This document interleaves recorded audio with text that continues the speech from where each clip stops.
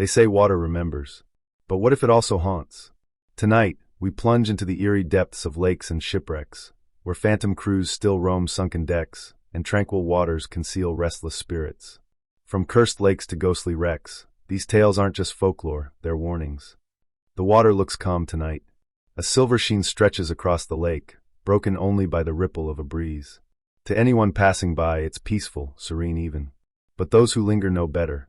Stillness on the surface often hides turbulence below. And sometimes, what stirs beneath isn't just currents or fish. It's something older, something restless. Tonight, we descend into the lore of watery graves, where shipwrecks and placid lakes conceal stories of spirits that refuse to sink into silence.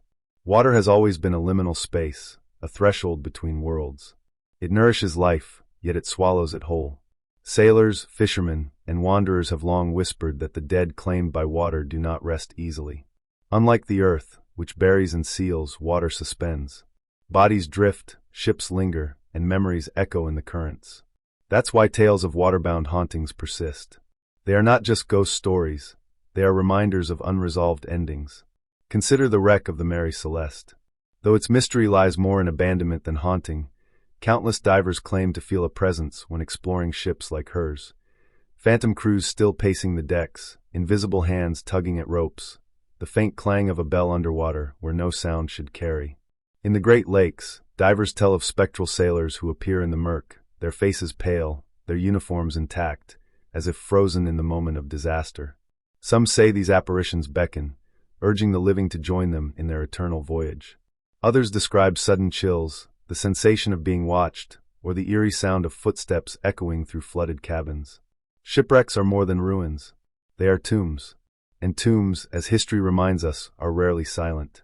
But it isn't only the ocean or great wrecks that harbor spirits.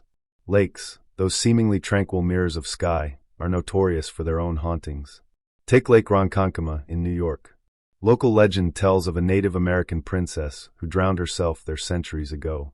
Since then, the lake is said to claim one young man each year, pulling him beneath its surface as tribute. Whether coincidence or curse, the pattern has etched fear into generations.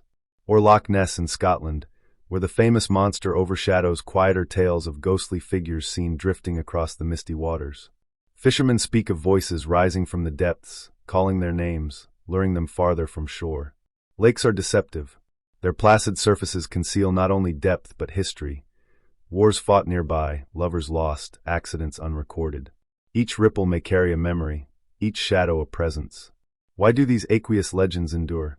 Perhaps because water resists closure. A grave in the earth can be marked, visited, mourned. But a watery grave is harder to reach, harder to sanctify. Families left behind often feel unresolved, their grief suspended like the bodies beneath. And so stories grow. They fill the silence with meaning. They explain the inexplicable, the sudden chill on a summer's night, the splash with no source, the dream of drowning that wakes you gasping. Ghosts of water remind us that endings are not always neat. Some linger, waiting for recognition. Imagine yourself as a diver, descending into a wreck. The light fades as you sink, beams of your torch cutting through green-black water. The ship looms ahead, its hull fractured, its corridors flooded. You drift inside.